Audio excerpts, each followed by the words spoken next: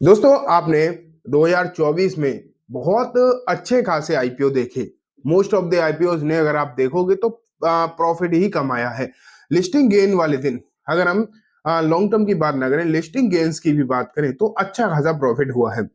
लेकिन 2025 जो है वो हो सकता है 2024 से भी ज्यादा आईपीओ लेकर आए एंड ज्यादा बड़ी कंपनीज के आईपीओ लेकर आए।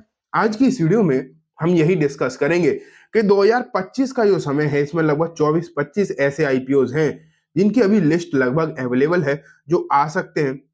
किसी किसी ने तो डीआरएचपी फाइल कर दिया है, कुछ है अभी फाइल नहीं किया है लेकिन उनकी खबरें निकल कर आ चुकी हैं। तो आज की इस वीडियो में जो हम है ऐसे ही 24 आईपीओ डिस्कस करने वाले हैं। बहुत सारे ऐसे आईपीओ हैं इनमें जिनकी ऑलरेडी पेरेंट कंपनी लिस्टेड है मार्केट में, तो वो शेयर होल्डिंग कोटा के तहत लग सकते हैं। उनके बारे में भी डिस्कशन करेंगे, ठीक है। बेसिकली कंप्लीटली आईपीओ के बारे में हम डिस्कस करने वाले हैं। स्टार्ट करते हैं शुरू से। मैं एक एक करके आपको आईपीओ दिखाना स्टार्ट करता हूँ। 6-7 आईपीओ पहले दिखाता हूँ कंपनी बेसिस पर, फिर एक प्रॉपर लिस्ट दिखाऊंगा 17-18 आईपीओ की, ठीक है। शुरू करते हैं। मैं डायरेक्टली स्क्रीन रख रहा हूँ आपके सामने, आप यहाँ पर देखिए। सबसे पहली जो कंपनी है वो आपके सामने जियो का पेज यहाँ पर चल रहा है। जियो, रिलायंस जियो, मतलब अभी तो जियो फाइनेंशियल मार्केट में है, उसका आईपीओ नहीं आया था, वो बेसिकली लिस्ट कराई गई थी डिमर्जर करके। लेकिन अगर आप देखोगे जियो इन्फोकॉम का जो आईपीओ आएगा, इसकी डेट तो नहीं आई एग्जैक्टली, लेकिन इतना लगभग कंपनी ने फाइनल कर दिया है कि 2025 में ये आईपीओ आने वाला है। एंड मिड में या फिर हाफ ऑफ द 2025 के बाद आपको यहाँ पर इसका आईपीओ मार्केट में देखने को मिल जाएगा, ठीक है। तो इस पर आपको ध्यान देना चाहिए। एक बहुत बड़ा आईपीओ होने वाला है, इंडिया का सबसे बड़ा आईपीओ आप कह सकते हो, ये आपको देखने को मिलेगा। इसकी पेरेंट कंपनी तो हम सब जानते हैं रिलायंस इंडस्ट्रीज है ही। तो रिलायंस इंडस्ट्रीज अगर हमारे पास रहता है तो बेसिकली बहुत अच्छा रहेगा। नेक्स्ट निकल कर आता है दोस्तों टाटा कैपिटल्स। अब देखो टाटा कैपिटल का आईपीओ के बारे में भी अभी रिसेंटली खबरें जो है निकल कर आई हैं कि सितंबर में ये आईपीओ लॉन्च होगा, ठीक है। लेकिन टाटा कैपिटल की बेसिकली होता क्या है कि इसकी जो पेरेंट कंपनी है वो है टाटा सन्स। टाटा सन्स अपने आप में लिस्टेड नहीं है। तो इसके जो सबसे बड़े, इसी ग्रुप के दो सबसे बड़े इन्वेस्टर है, एक टाटा इन्वेस्ट जो कि 2-2.5% का इन्वेस्टर है इसमें, जिसमें 2-2.5% की हिस्सेदारी है, और एक है टाटा मोटर्स, लगभग 4% की हिस्सेदारी टाटा मोटर्स के पास भी है।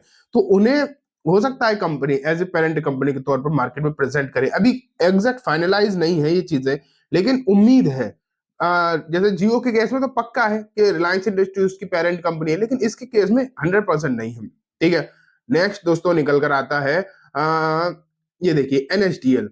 सीडीएसएल ऑलरेडी मार्केट में लिस्टेड है, लेकिन एनएसडीएल के भी जो चांसेस हैं वो बहुत ज्यादा है कि आपको मार्केट में ये कंपनी आती हुई देखने को मिलेगी। हाँ, इसकी कोई पेरेंट कंपनी मार्केट में नहीं है, तो यहाँ पर शेयर होल्डिंग कोटा वाली कोई बात नहीं होगी, लेकिन कंपनी एक बेहतरीन है, इसमें कोई डाउट नहीं है। हालांकि सीडीएस के सेम सेक्टर की कंपनी है सीडीएसएल वाले, लेकिन सीडीएसएल जो है लगभग 80% मार्केट कैप्चर करके बैठा है, एनएसडीएल के पास सिर्फ 20% है। ये मैं आपको ये शुरू में आईपीओ दिखा रहा हूँ, 6-7 दिन की कोई डेट वगैरह नहीं आई है, सिर्फ खबरें हैं, वो मैं आपको दिखा रहा हूँ। चौथा नंबर आता है दोस्तों एनएसई। बीएसई ऑलरेडी है मार्केट में। एनएसई की शेयर की बातें जो बहुत होती हैं, अनलिस्टेड मार्केट की जो बातें यहाँ पर बहुत ज्यादा होती है, तो इसका भी जो आईपीओ आना है। इसके बाद अगर हम देखें दोस्तों ओयो रूम्स भी लगभग आईपीओ के लिए पूरी तरीके से तैयार है। इन्होंने एक बार डीआरएचपी फाइल करने की कोशिश करी थी, सेबी में अपने पेपर दे ही दिए थे, पता नहीं क्या हो गया, वहां पर कुछ मसला हुआ, चीजें वापस लेनी पड़ी इन्हें, या वापस इन्होंने खुद से ली, पता नहीं। लेकिन इसका आईपीओ 2025 में आने की पूरी पूरी संभावना है। एंड जो इस लिस्ट में छठवां है, और इसके बाद मैं आपको एक प्रॉपर लिस्ट दिखाऊंगा, वो है दोस्तों छठवां उल्लू उल्लू डिजिटल। एक तरीके से आप जानते हो कि ये कंपनी किस तरीके का कंटेंट बनाती है। एक तरीके से आप ये तो पक्का है कि ओटीटी प्रेजेंस है इनकी, और अच्छे खासे सब्सक्राइबर बेस है, ये भी पक्की बात है। लेकिन थोड़ा सा आप जानते हो ना, सॉफ्ट पोर्न टाइप की ये वीडियोस और सीरीज पब्लिश करते हैं, लेकिन इनका प्रॉफिट अगर हम देखेंगे तो बहुत है। तो ये कंपनी भी आईपीओ लेकर आ रही है, ठीक है। तो ये तो दोस्तों हो गई कुछ 6-7 कंपनी, ठीक। लेकिन अब मैं आपको दिखाऊंगा एक प्रॉपर लिस्ट, लेकिन उससे पहले मैं बताना चाहूंगा, एक मेरा एक प्रॉपर अलग चैनल भी है जिस पर हम सिर्फ और सिर्फ आईपीओ के ही बारे में डिस्कस करते हैं, सिर्फ और सिर्फ आईपीओ के बारे में, और कुछ डिस्कशन नहीं करते। तो उसे भी आप मेरे हिसाब से जरूर सब्सक्राइब कर लो, उसका लिंक जो मैं डिस्क्रिप्शन में दे दूंगा। वहां पर हम हर आईपीओ की डिस्कशन करते हैं, हर आईपीओ के बारे में, ठीक है। और एक टेलीग्राम चैनल भी है जिस पर सिर्फ और सिर्फ आईपीओ के ही बारे में डिस्कशन होता है, तो उसे भी आप ज्वाइन कर सकते हो, उसका भी लिंक मिल जाएगा। अब जो है मैं एक और लिस्ट आपके सामने रखता हूँ, 6 हमने यहाँ पर डिस्कस कर ली, 17-18 और है जिनकी पेरेंट कंपनी पता है कौन कौन सी है। तो चलो फिर से मैं एक बार स्क्रीन रखता हूँ आपके सामने। यहाँ पर देखो नंबर 1 पर आता है ईथर एनर्जी। ईथर एनर्जी के बारे में अभी ये इसका जो आईपीओ है हो सकता है बहुत जल्दी देखने को मिले। एंड इसकी जो पेरेंट कंपनी है दोस्तों वो है हीरो मोटोकॉर्प। हीरो मोटोकॉर्प इसकी पेरेंट कंपनी, कोई मेजॉरिटी ऑफ शेयर होल्डर यही है। तो बेसिकली आपको यहाँ पर ध्यान रखना चाहिए। नेक्स्ट निकल गया दोस्तों हीरो फिनकॉर्प। हीरो फिनकॉर्प अगर आप देखोगे तो नाम से ही समझ रहे हो, बहुत सारी ऐसी कंपनी जिनके नाम से ही पता चल जाता है कि इनकी पेरेंट कंपनी कौन सी है, लेकिन बहुत सारी ऐसी कंपनी है जिनके नाम से एग्जैक्टली नहीं मालूम नहीं पड़ता, तो थोड़ा सा खोज खबर करनी पड़ती है। तो हीरो फिनकॉर्प के नाम से मालूम है, ईथर के नाम से नहीं पता चल रहा था, लेकिन हीरो फिनकॉर्प तो पक्का है कि हीरो मोटोकॉर्प है ही। तो इस पर भी आप जो ध्यान रखो। अब आपको क्या करना होगा कि शेयर होल्डर कोटा में लगाने के लिए आप सोच रहे हो हीरो मोटोकॉर्प के कितने सारे शेयर खरीदे, तो कितने सारे शेयर्स का कोई लेना देना नहीं है। अगर आपके पास एक शेयर भी होता है तो आप इन दोनों के लिए एलिजिबल हो शेयर होल्डिंग कोटा में लगाने के लिए। एक शेयर भी होता है, नंबर ऑफ शेयर से मतलब नहीं होता, बस शेयर होना चाहिए, ये मान के चलो, ठीक है। नेक्स्ट आता है एनटीपीसी। एनटीपीसी आ चुका है तो इसके बारे में तो कोई मतलब नहीं है डिस्कस करने का, तो इसे तो हम इग्नोर कर देते हैं बेसिकली, ठीक है। 1 सेकेंड, चलो एनटीपीसी हटा देते हैं। अब आता है next HDB financial services. HDB financial services की बातें भी लंबे समय से चल रही हैं। लंबे समय से इसका आईपीओ आने की इंतजार लोग कर रहे हैं। एंड इसकी जो पेरेंट कंपनी है एचडीएफसी बैंक। एचडीएफसी बैंक, आप कुछ लोग तो कमाल लेते हैं नाम से, लेकिन बहुत सारे लोगों को नहीं मालूम, और ये एक अच्छी खासी कंपनी है, मतलब ये कोई छोटी मोटी नहीं, अच्छी खासी मजबूत कंपनी आपको देखने को मिलती है, ठीक है। HDB financial services. नेक्स्ट आता है SBI AMC limited. State bank of India के जो एएमसी है वो आज के समय पर सबसे बड़े एएमसी में आता है, एक एसबीआई एक HDFC. HDFC AMC already listed company है, एसबीआई एएमसी आने वाली है और हो सकता है 2025 में ही आए। एंड इसकी पेरेंट कंपनी नाम से समझ में आता है स्टेट बैंक ऑफ इंडिया है। इससे पहले एसबीआई कार्ड आई थी, उसके लिए एसबीआई का शेयर होल्डिंग कोटा लगा था, तो अब जब एसबीआई एएमसी आएगी तो उसके लिए भी एसबीआई का जो है शेयर होल्डिंग कोटा डेफिनेटली लगने वाला है। अब आता है नंबर कुछ ग्रीन एनर्जी कंपनीज का, जो कि अभी एनटीपीसी लिस्ट हुई है, वारी हुई है, तो अब ना लाइन लगेगी 2025 में इस सेक्टर में कंपनीज की। नंबर 1 पे आएगी IOCL, Indian oil corporation limited, green solar energy.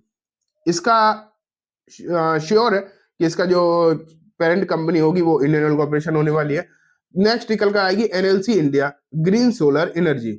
इसका भी एनएलसी इंडिया लिस्टेड मार्केट में, ये दोनों ही कंपनी जो है लिस्टेड है ऑलरेडी मार्केट में। फिर आती है एनएचपीसी रिन्यूएबल। एनएचपीसी रिन्यूएबल में अगर हम देखेंगे तो एनएचपीसी ऑलरेडी लिस्टेड है। Then NHPC green power energy. अब एनएचपीसी ग्रीन एनर्जी में ही 2 आईपीओ लेकर आने वाला, रिन्यूएबल एनर्जी में ही। एक तो एनएचपीसी रिन्यूएबल एंड एक एनएचपीसी पावर एनर्जी। अभी आपने वारी में भी ऐसा देखा है, वारी में भी बहुत सारी वारी ग्रुप की कंपनीज आ गई, वारी एनर्जी, वारी टेक्नोलॉजी, वारी रिन्यूएबल, 3-4 तो ही। अब एनएचपीसी ऑलरेडी एक लिस्टेड है और NHPC renewable, NHPC green power energy, ये 2 कंपनी और 2025 में हो सकता है लिस्ट होती हुई दिखाई दे। दोनों की जो पेरेंट कंपनी होगी वो एनएचपीसी ही होने वाली है। इसके बाद निकल कर आता है दोस्तों SJVN, green power energy. SJVN already listed company है एंड इसकी जो पेरेंट कंपनी नाम से मालूम पड़ रहा है एसजेवीएन ही होने वाली है।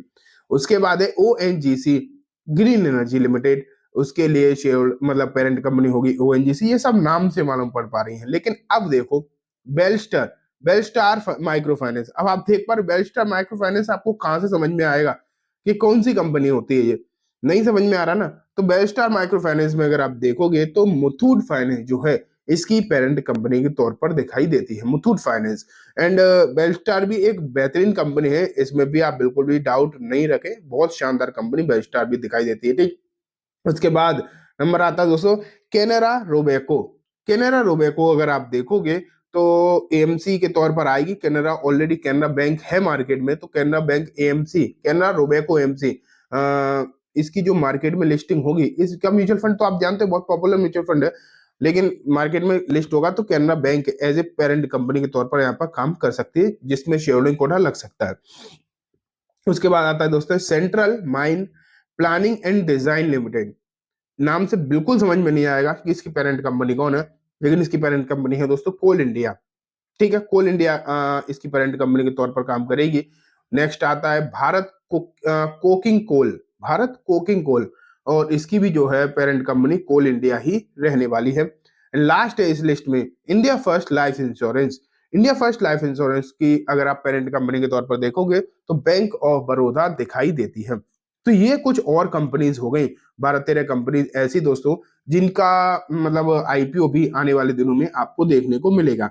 हमने कितनी देख ली, 13 कंपनी ये देख ली इस लिस्ट में, ठीक है, और 6 कंपनी हमने जो है पहले देख ली, 19 कंपनी तो ये हो गई। लेकिन बहुत सारे ऐसे शेयर्स रह गए दोस्तों, या फिर मैं बोलूं ऐसी कंपनीज हैं जिनके आईपीओ आने वाले हैं, जैसे कि बोट का आने वाला है, ठीक है, बोट का आने वाला है, अवांस ऑलरेडी दिखाई तो देने ही लगा है मार्केट में कि इसका आईपीओ आने वाला है, तो अवांस के बारे में हमने नहीं बोल पाया। तो इस तरीके से कुछ और कंपनीज भी हैं, जैसे कि मैं एक दो की लिस्ट तो आपको दिखाई देता हूँ। जैसे कि अवांस मैंने आपको बताया बोट का आने वाला है, बोट के चांसेस जो है पूरे पूरे दिखाई दे रहे हैं। स्टैंडर्ड ग्लास ये कल से शुरू होगा, कैपिटल इंफ्रा ट्रस्ट ये भी कल से शुरू होने वाला है, ठीक है। एंड अगर आप देखोगे क्वाड्रेंट फ्यूचर, कैपिटल 7 से शुरू होगा, क्वाड्रेंट फ्यूचर भी 7 से शुरू होने वाला है। तो ये हो गए 4-5 शेयर, बेसिकली आप ये कंपनीज के तौर पर भी देख सकते हैं, ये भी जल्दी ही आपको मार्केट में आती हुई दिखाई, ये तो एक ही 2 दिन में आ रही है। और भी हीरो मोटर्स पर्टिकुलरली आ सकती है, पटेल रिटेल आ सकती है, पटेल इंजीनियरिंग ऑलरेडी है मार्केट में, और इंडिया फर्स्ट तो मैंने आपको बता ही दिया, एनएसडीएल बता ही दिया, ठीक है, हीरोफिन को बताया, पॉलीमेटेक इलेक्ट्रॉनिक्स करके एक कंपनी है वो भी आ सकती है। तो इस तरीके से अगर हम देखें 22-23 कंपनीज की एक लिस्ट बनकर आती है, जो कि बहुत जल्दी ही मार्केट में अपना आईपीओ लेकर आने वाली है। आईपीओ में धमाल तो हुआ ही है, और भी चांसेस हैं 2025 में, लेकिन मैं आपको पहले ही बता चुका हूँ, शेयर होल्डिंग कोटा में लगाना चाहते हो, किसी को नहीं पता होता कौन सी कंपनी किस दिन अपने पेपर फाइल कर देगी, तो और लास्ट डेट कोई बता ही नहीं जाती, इसकी रिकॉर्ड डेट नहीं होती, तो जो जिस दिन ये पेपर फाइल कर देते ना वही लास्ट डेट हो जाती। तो अगर आप चाहते हो तो एक एक शेयर भी अगर अपने डीमेट अकाउंट में रखोगे, जैसे कि जियो का आप आईपीओ चाहते हो जिसमें नॉर्मल में भी लगाना चाहते हो और शेयर होल्डिंग कोटा में, तो रिलायंस का एक शेयर भी होगा आपके, बस काम हो जाएगा। नंबर ऑफ शेयर से कोई मतलब होता नहीं, सिर्फ एक शेयर हो बस हो गया, ठीक है। तो चलो आज की इस वीडियो में दोस्तों इतना ही, उम्मीद है वीडियो पसंद आई होगी, वीडियो अच्छी लगी तो लाइक करना, चैनल को भी जरूर सब्सक्राइब करना। एंड दोस्तों एक बार मैं फिर से क्लियर कर दूं कि आईपीओ के लिए मैंने एक प्रॉपर अलग ही चैनल कर रखा है, तो उस पर सिर्फ और सिर्फ आईपीओ की बात होती है, तो आप उस चैनल को भी सब्सक्राइब कर सकते हो, लिंक जो है डिस्क्रिप्शन में दे दूंगा। Thank you.